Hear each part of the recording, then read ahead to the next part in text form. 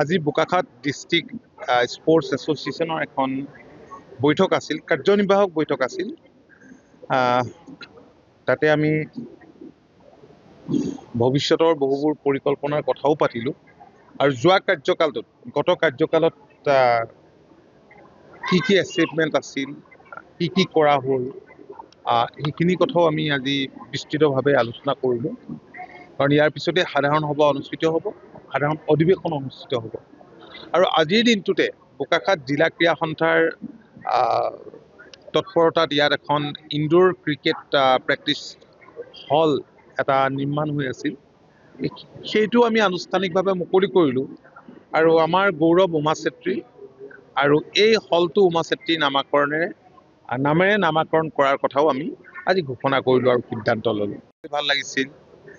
আণ্ডাৰ-16 কেইবাজনো উদীয়মান খেলুৱৈ সুন্দৰ খেল তেওঁলোকে প্ৰদৰ্শন কৰিবলৈ সক্ষম হৈছে ৰাজ্যিক ভিত্তিত, ষ্টেটৰ বিভিন্ন প্ৰতিযোগিতাত। সেইটো এটা আনন্দৰ বিষয়। মই সকলোকে আন্তৰিক শুভেচ্ছা জনাইছোঁ।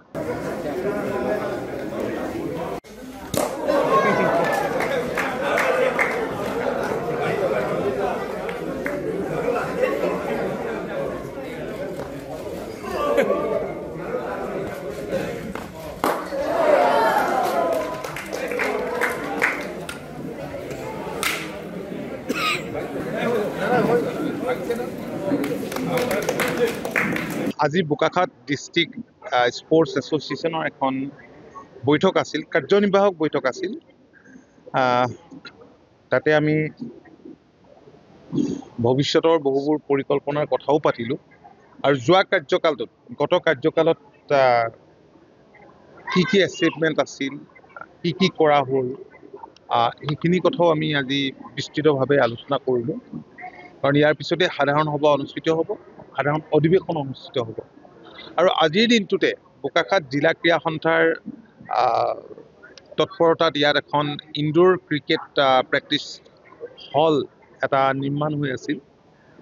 সেইটো আমি আনুষ্ঠানিকভাৱে মুকলি কৰিলোঁ আৰু আমাৰ গৌৰৱ উমা চেত্ৰী আৰু এই হলটো উমা চেত্ৰীৰ নামেৰে নামাকৰণ কৰাৰ কথাও আমি আজি ঘোষণা কৰিলোঁ আৰু সিদ্ধান্ত ল'লোঁ। ভাল লাগিছিল। আণ্ডাৰ-16 কেইবাজনো উদীয়মান খেলুৱৈ সুন্দৰ খেল তেওঁলোকে প্ৰদৰ্শন কৰিবলৈ সক্ষম হৈছে ৰাজ্যিক ভিত্তিত, ষ্টেটৰ বিভিন্ন প্ৰতিযোগিতাত। সেইটো এটা আনন্দৰ বিষয়। মই সকলোকে আন্তৰিক শুভেচ্ছা জনাইছোঁ।